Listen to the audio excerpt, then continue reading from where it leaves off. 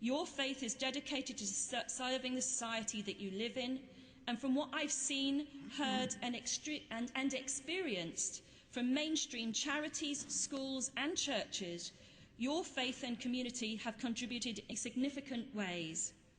I have personally experienced and heard that you have raised tens of thousands of pounds on sponsored walks for children, older people and people with disabilities.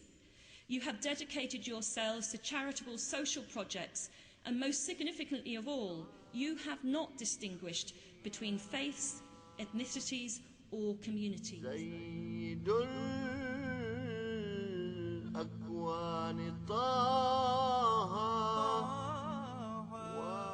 The community's many social projects aimed at helping those in need bears testimony to humanitarian concerns in respect of all human beings, regardless of race, colour or creed. The Ahmadiyyan community have an extraordinary reputation abroad for charitable work in Africa, India, Bosnia and Indonesia, amongst other places. But you'll note your community here too have an extraordinary reputation. You have been generous with your time and resources, and you have made yourselves part of the wider community.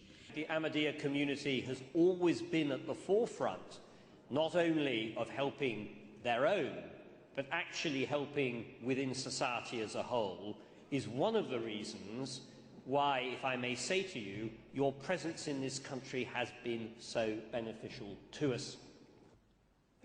In the past 100 years, you have given so much to the society in the United Kingdom and to societies everywhere globally. You are among those who give and who not only take. You give so much to so many societies that I have seen and felt and listened to and watched. Ahmadis are also renowned for working to serve the greater good through social, health and educational initiatives as well as mosque projects. Your own work, Your Holiness, particularly in West Africa, is well known, and we heard just now about your attempts to bring water and energy supplies to some of the poorest communities in West Africa. Together, we should fight common enemies such as illiteracy, disease, hunger, and poverty. The Ahmadiyya mission has put structures in place towards the fight against these common enemies in order to enhance the dignity of man. The mission has been a vanguard and a partner in collaborating with government in the areas of education, health, agriculture, and human animation. The Ahmadiyya community, the mission in Sierra Leone, really they've made a pivotal contribution to the education in our country. You just have to look around wherever you are. And I have to say, Your Holiness, that I was touched by the way in which your predecessor as spiritual leader instructed your community, the Ahmadiyya community, to befriend and look after those suffering as a result of the Bosnian conflict, and I was very impressed by that. Everywhere that mankind suffers, your members have been active in bringing help and saving lives and limbs. The community was created under divine guidance, with the objective to rejuvenate Islamic moral and spiritual values. It encourages interfaith dialogue, diligently defending Islam and attempting to correct misunderstandings about the religion in the West. I very much welcome this opportunity of paying tribute to the wonderful work which has been done by the Ahmadiyya community towards the objective which we're seeking to promote this evening of achieving peace through understanding and tolerance.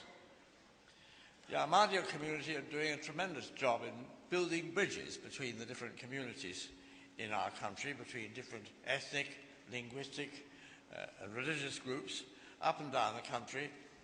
And I also know that they have a wonderful record in other parts of the world. I'd like to start by saying just how important the work of the Ahmadiyya community is. It deepens others' understanding of your own faith, and it gives a voice to those who are marginalised in their own societies. Now, what has so impressed me as I have come to understand more about the Ahmadiyya faith is your remarkable commitment to interfaith dialogue, your commitment to the principle of non-compulsion in religion, and your commitment to peace and tolerance. You, the Ahmadis, stand as a beacon in your strong belief that we must find the answers to these debates through open, thoughtful, and gentle discussion. And you are also a beacon because you show us that we must find the answers to these debates through practical action. The Ahmadiyya Mission is one religious organization in Ghana which has demonstrated ample tolerance in terms of its preparedness to cooperate with all other religious bodies, Muslim and Christian alike. How good you have been to our community, the community that you found here. Today you reflect so many professions, so many different walks of life.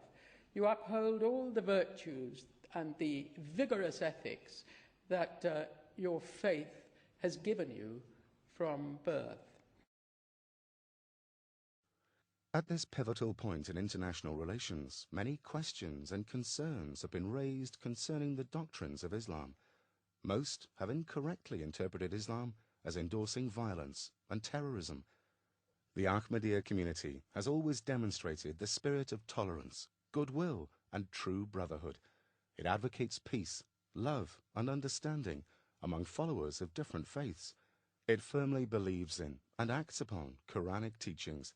It strongly rejects violence and terrorism in any form and for any reason.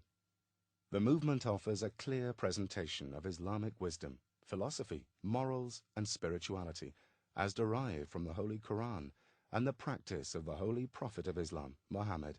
Peace and blessings of Allah be on him. For me, as a student of Islam for now almost 30 years, I am constantly amazed by the depth of service that is certainly represented by this community and tradition, by the depth of tolerance and the constant searching for what it means to be human.